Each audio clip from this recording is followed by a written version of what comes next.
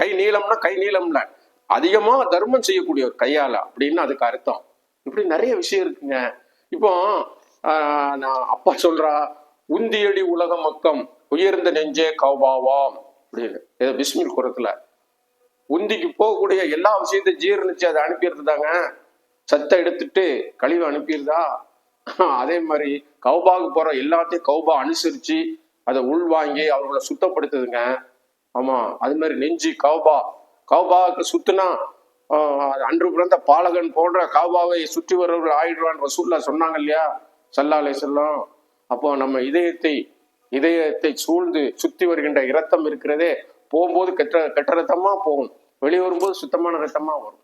இப்படி ஒரு அமைப்பு இதுக்கு இருக்கு. அப்போ அந்த பிரபஞ்சத்தில் உள்ள எல்லா விஷயங்களும் அண்டத்தில் உள்ளது பிண்டத்தில் இருக்குல்லங்க. அப்ப இத மாதிரி நிறைய விஷயம் பிஸ்மில் கூர்ல பேசியிருக்காங்க. நான் பின் வரும் நாட்களில் அதை இன்ஷா அல்லாஹ் விளக்குவேன். ஏன்னா அப்போ இந்த அண்டத்தில் உள்ள எல்லாவற்றையும் இறைவன் அந்த எல்லாவற்றிலும் இறைவன் என்ன செய்யறான், எல்லாவற்றையும் நம்ம பிண்டத்திலையும் வச்சிருக்கான். அதனாலதான் மக்காங்கிறாங்க, என்ன ஊத்தி அப்படி அந்த சிறப்புகளை சொல்றாங்க. எப்படி இந்த கௌபா உலகத்தின் முக்கியமோ அதே மாதிரி இருதயம் நமக்கு முக்கியம்.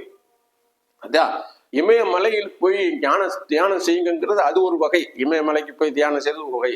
இமயமலைங்கிறது இமைக்கு மேல் உள்ள மலை தலை, இது சித்தர்கள் பரிபாசை. அதே மாதிரி திருவண்ணாமலைன்னு சொல்லுவாங்க, அண்ணாமலைன்னு சொல்லுவாங்க. அண்ணாக்கு மேல இந்த ஒரு மலை இருக்கு.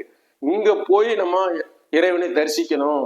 உள்ள ஒரு தாமரை இதழ் போன்ற இடத்துல பிட்யூட்டரி பீனியல் சுரப்பு இருக்க இடத்துல ஒளி பிரகாசித்து கொண்டிருக்கு. அது எப்படின்னா ஹிருதயத்திலிருந்து மூளையின் அடிவாரத்துக்கு போய் அங்க தேங்கி நின்று அது கண் வழியாக நமக்கு பாய்ந்து கொண்டிருக்கிறது.